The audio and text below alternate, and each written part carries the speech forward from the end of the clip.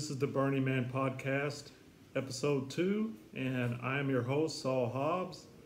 And today's topic is raw food diets for dogs, the benefits of them. Is it a good thing or not? In my opinion, it's a good thing. And from my personal experiences with my current four-legged family member, I brought Azel home a year ago. She's a border collie and she's a very high energy dog. So when I bought her home, I started her on Blue Buffalo. It claims to be pure ingredients, blah blah blah. But what I noticed was she scratched a lot on this diet because I brought her home right after she got weaned from her mother. So when I first brought Azel home, I put her on a dry food diet. This is Azel right here. Of the blue mix. I won't mention her whole name. But she was scratching a whole lot, and it continued for about a month. We went for her second set of shots, and the vet looked at her, and the vet and I talked about it and talked about options for her. And we discussed a raw food diet. I brought it up, and she said, well, you don't have to go purely raw food. You can do freeze-dried. And so at first, she sold the one brand that Oprah uses, which is very expensive. And so I bought 3 bags of it, but the bags are about this big, 18 inches big. And for her, it took 2 scoops, a scoop and a half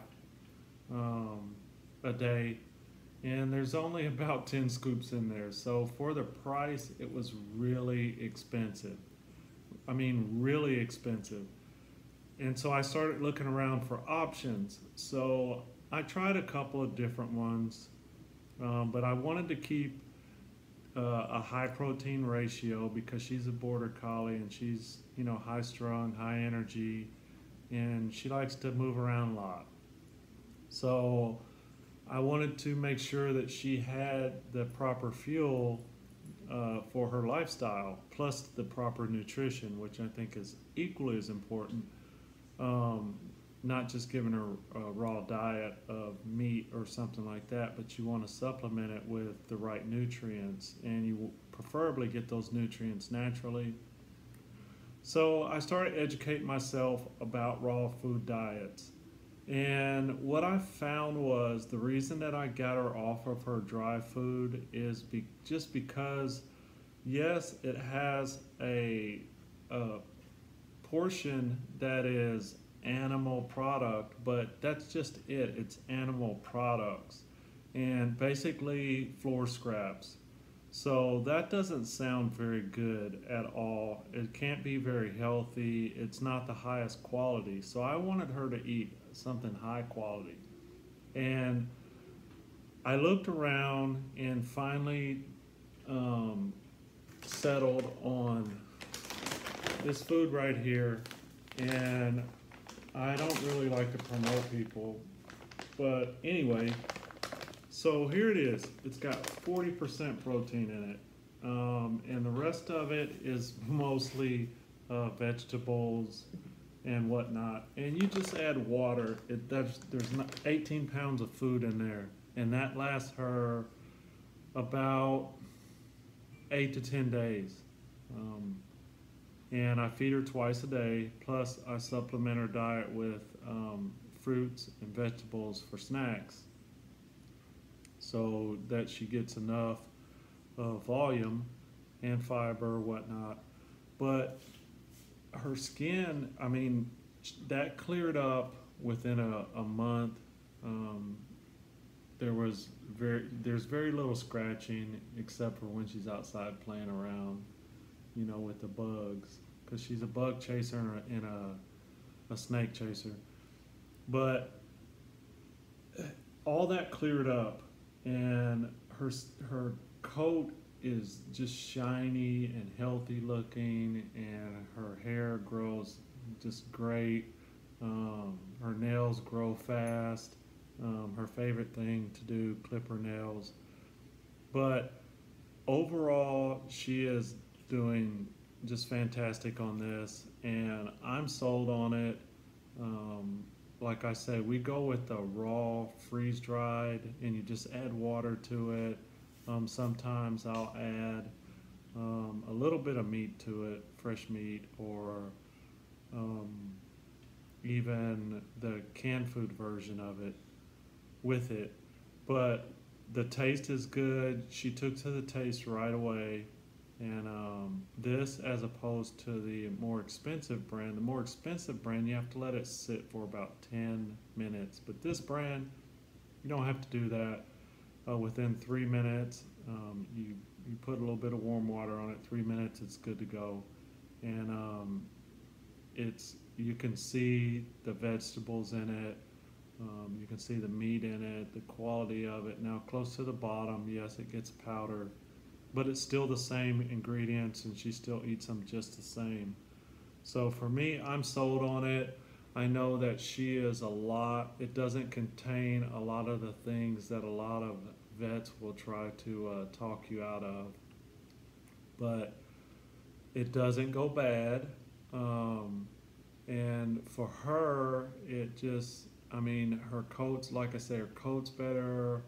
Her health seems a lot more. She seems a lot more vibrant, um, and just all around. I mean, her stool is not usually runny unless she gets into something, because she's always into things. But it's compact and tight, and really dense, which to me I think is a sign of the quality of the nutrition in it. Doesn't seem like there's very much wasted. So I'm sold on it, and I think that more dog food companies should invest in it, but that's on them. For me, I don't. It would have to be a situation financially, I guess, that would take me back to that, and then I would just pick the best brand, because there are some dry food brands that are composed of the same thing, but they're just in a pellet form.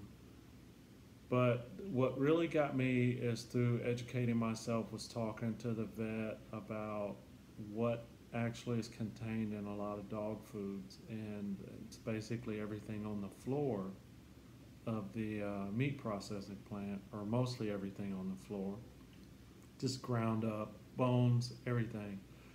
And if you look on the back, just like of a bag, just like with humans, the largest ingredient is right at the top. So with hers, I'll just read the ingredients off to you. It's the first ingredient is freeze-dried raw beef, freeze-dried raw beef liver, beef bone broth, whole egg, carrots, sweet potato, pumpkin, peas, bananas, cranberries, purple potatoes, broccoli beads, apples, flaxseed, chia seed, coconut, tricalcium phosphate, brewer's yeast, kelp, cinnamon, spinach, kale, prebiotic, probiotic blend, and the omega-3 is from fish oil, ginger, basil, parsley, sage, thyme, rosemary, and vitamins and minerals. And it's 40% protein. So it's high quality. She actually, on a given week, eats I spend more money on her food than I do on mine, gladly, because I care about her and I want her to, have a long, healthy life. And this is the first four-legged family member that I've actually done this with. The other ones, I think I fed something like Nutro. Then Nutro had their big problem, so we switched over. But you just have to be careful what you're feeding your animal. And her ingredients compared to like a dry dog food bag, I've read a couple, and one is like ground whole grain corn. I don't feed her corn or grains, because that leads to the skin sensitivities, and some digestive problems, just like in humans. But like the last one I fed her had ground whole grain corn, meat and bone meal, corn gluten meal, animal fat, preserved with BHA and citric acid, soybean meal, natural flavor, chicken byproduct meal, dried plain beef pulp, salt, potassium chloride, brewer's rice. Don't feed her rice either. Uh, so we got the plain beef pulp, dried plain beet pulp, salt, potassium chloride, brewer's rice, ground whole grain wheat, chlorine chloride, choline chloride, calcium carbonate, dried peas, dimethylene, natural grilled steak flavor, zinc sulfate, vitamin E supplement, monocalcium phosphate, L-tryptophan, red 40, yellow 6, dried carrots, niacin, B3, blue 2, yellow 5. I mean, I could go on, but it's basically the last parts of it are just a bunch of, uh, vitamins, man-made vitamins, and I mean, food matters, just like it matters to me, and maybe to you it matters. So I prefer the raw diet for sure, because with my dog, I mean, she's a working dog, and like I say, she's very intelligent, she's very active, even inside the house. She's always into things. She can open doors. You name it, she just does all sorts of plays catch with herself up against the wall sometimes. She's pretty amazing, and I want her to have the best. And most weeks, like I say, she eats way better than I do. So, with that said, for me, it's just an amazing transformation as far as what she was eating. And I started when she was young, and even with what I used to feed her, which I thought was really good, was the Blue Buffalo. Of course, they had a lawsuit against them here recently, about the food ingredients. And it's just, to me, there's no difference. There's no comparison in the difference between what she is now as far as health wise, and she's a lot happier. I mean, she is just ready to go when it's food time, when it's time to eat. Um, just a fantastic transformation in her skin health and condition, and her sensitivity to things. I mean, she's just, to me, like I said, it's just night and day. So I just can't see going back. I mean, if you just pick up any of the mainstream ones and look, those first ingredients, are not, great. And the one that I feed her comes in 3 different flavors. It's beef, chicken, and turkey. So I mix it up a little bit. But she's doing very well with it. I'm happy with it, and I can't can't even foresee a circumstance where we would go back.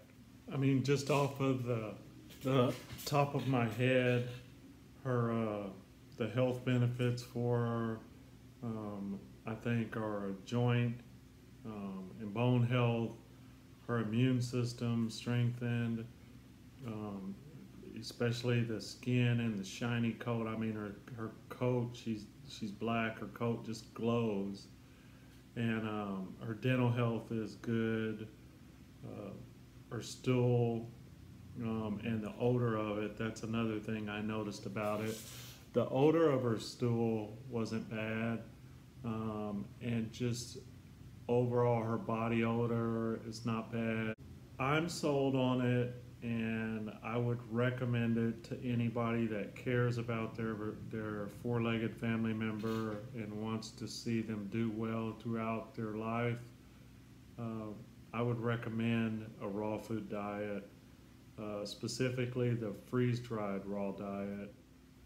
For me, the purely raw diet doesn't seem like it's feasible. Number one, I worry about spoilage and possible contamination from things like salmonella or just a bad batch of beef.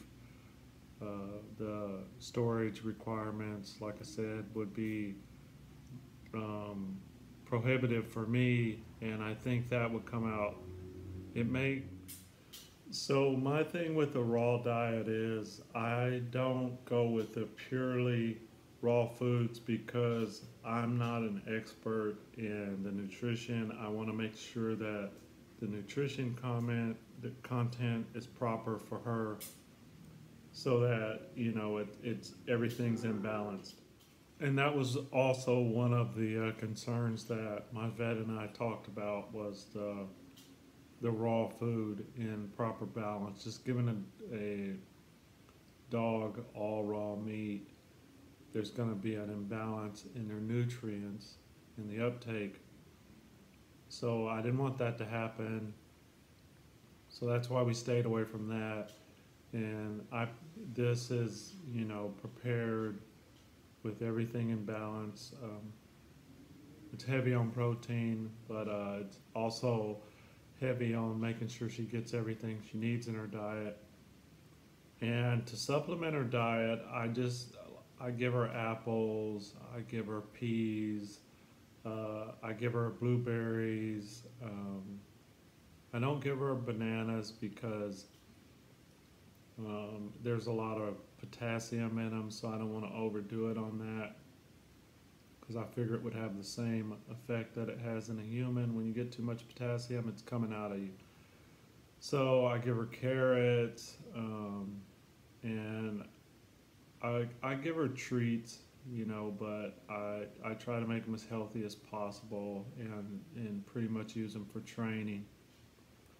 And she supplements her own diet with chasing down reptiles outside. That seems to be her summertime obsession.